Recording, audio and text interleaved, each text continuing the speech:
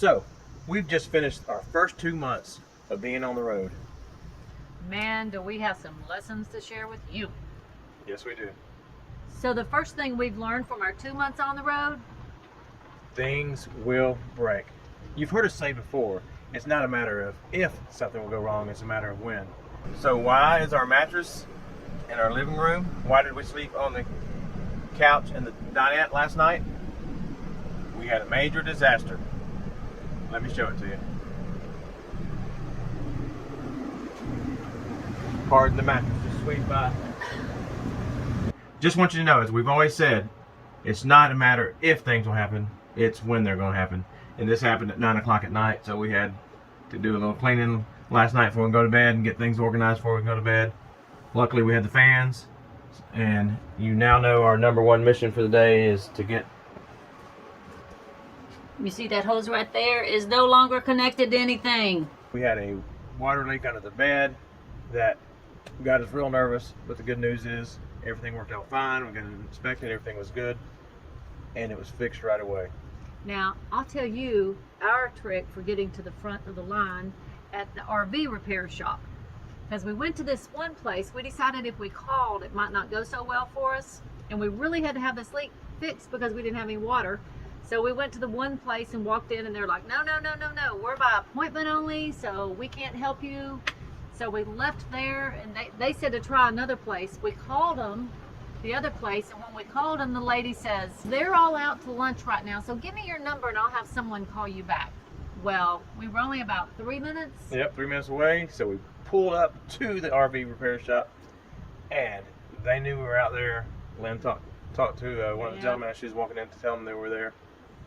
And they helped us. Yep, they helped us. We ate lunch while they ate lunch. So we found a place that can look at our leak, hopefully get it fixed. However, they just got lunch in. So, pulled into the parking lot, turned on the generator, sitting here in the heat with the air conditioning, and heated up our lunch in the microwave. Potatoes, sausage, and chicken stir fry. It's a leftover time today. They came out and helped us. Yeah. Got things fixed within about 15 minutes. We were able to get fixed and back on the road. And if they wouldn't have helped us, we would have gone to the next spot down the road. There's good people out there. Yeah. And we had a few other small things that broke down or had an issue with, and I did some repairs on them. So those he did repairs, guys. So, but things are just gonna break. You're on a house going through an earthquake every time you move it. So yeah. As it's rolling down the road, everything is shaking. I think the main thing to remember is when something breaks, don't freak. Yeah, and just remember, there's a lot of resources out there. Not only RV techs or mobile RV techs. There's YouTube out there that can help you fix so many things. Yeah. So just fix it, roll on, chalk it up. Don't let it stress you out. That's right. So another thing we've learned is that, folks, we're not on vacation anymore. It's a lifestyle now, so we can't treat it like a vacation. Right. You got to slow down, just make things happen, because it's your everyday life now. Yeah. Typically, when we would go out on a trip in the RV, wait and clean when I come home. Guess what? I have to have a cleaning day now. I have to have a laundry day now. Yep, you still need to have time to get those things done, get maintenance done or other things. So it cannot always be out chasing that next adventure. Sometimes you got to schedule in some time to get things done. Yeah. And that's one of the things we learned. Yeah, he has to have time to work on the videos. Yes, true. So there's just a lot you have to do, and you have to make sure you don't treat it like a vacation all the time, but you make the time to take care of business. So one of the things that you may have to get used to is the feeling of being lost. Yeah, that's one of the lessons we've learned, is that you're going to places that you've never, ever been to before. So you're going around the corners and you wonder, am I lost? And that's the feeling you just got to get used to. Another point to that is that you might make a wrong turn, and that's okay. We made a lot when he was driving. The navigator didn't tell me the right way. So actually, I missed the exit off the interstate. Go ahead, Dave. So the fact is that you're going to feel lost, or you might get lost. No big deal. You'll recover. You'll figure out a great place to turn around in. Just be safe. Yeah. Another thing we learned is you might want to get an RV GPS. We were using Google Maps, and guess what? come across this overpass. The Google Maps were taking us down there, and I read the sign, and it was like 10.5 or something stupid like that. And how tall are we? We're 11.6. Yeah. That would not have gone well. So I had to stop. I had to back up. I had to turn around. So we did have a few of those where low bridges or And weight limit. weight limit bridges. So we had that once.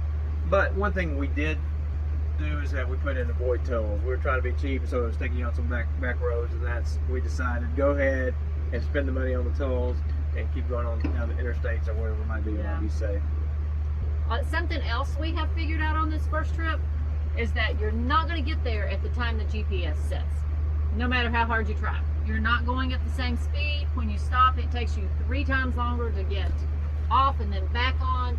And so we have come up with what we call the 33% rule. Yeah.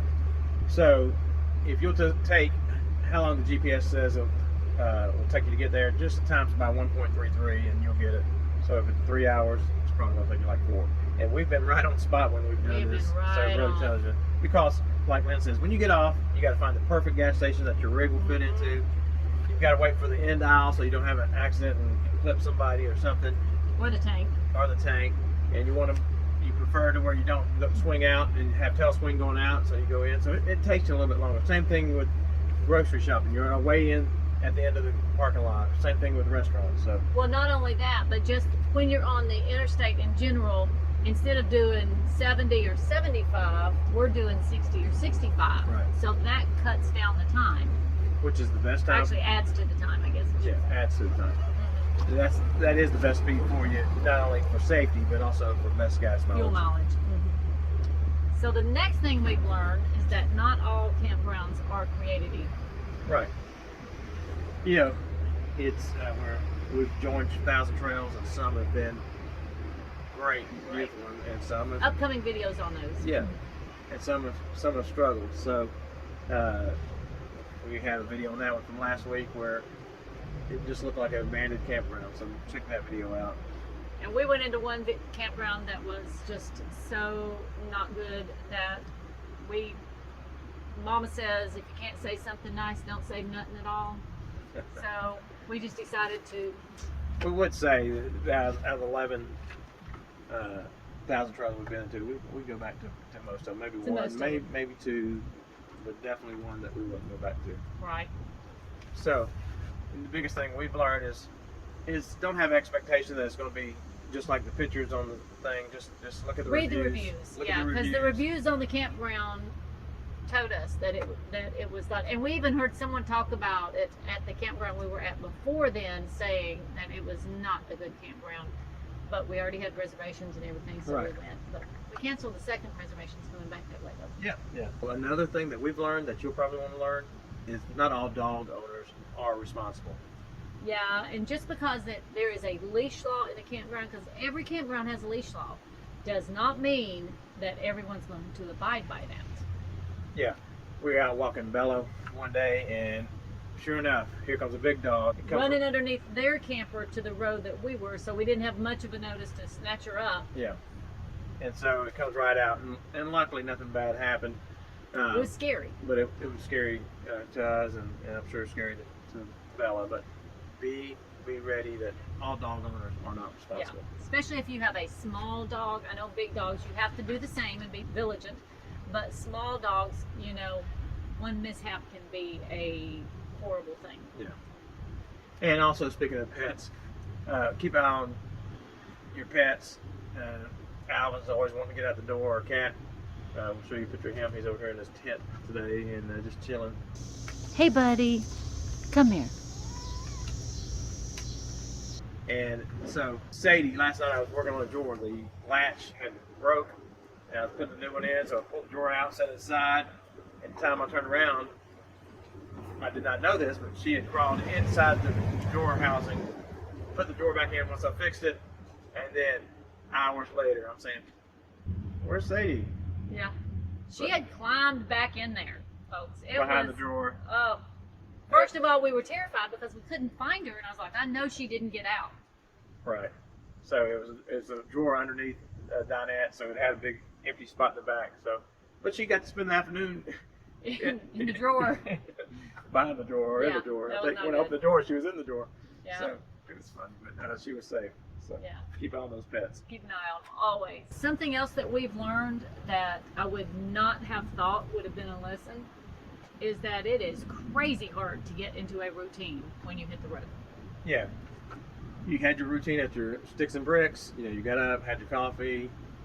You know, Did what you needed to do. maybe a Bible reading or whatever the case might be, and then you get out here on the road, and it's easy to get things pushed to the side because what are you going to do next? What do you need to do? What do you need to fix? So the trick to that is just forcing yourself to get in those routines because you are, as Lynn said earlier, it is a lifestyle. So you've got to have those same habits that you want to get done, whether it's stretching, exercising, reading. You've got to take time to do those kind of things. And I'm going to be completely honest, we've not accomplished this yet.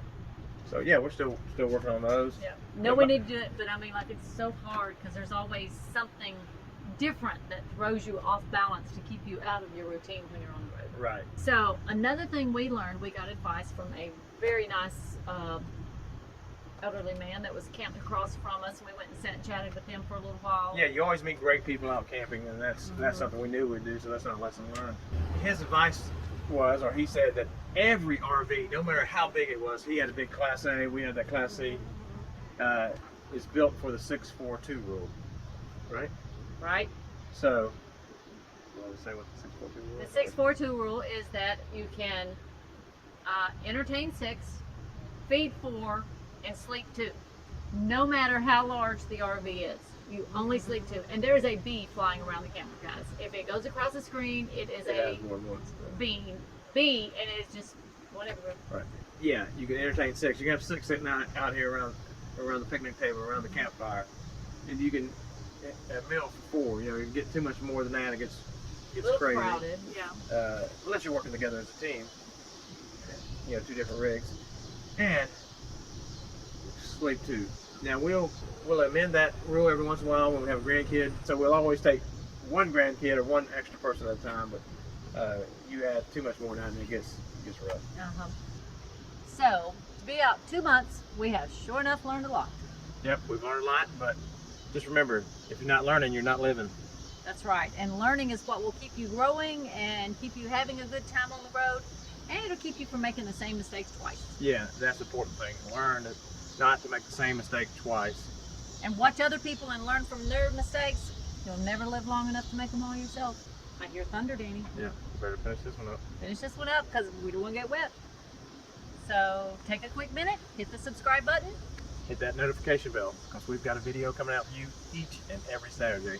And you're not going to want to miss it. Until next time, God bless and many safe travels. And go RV America.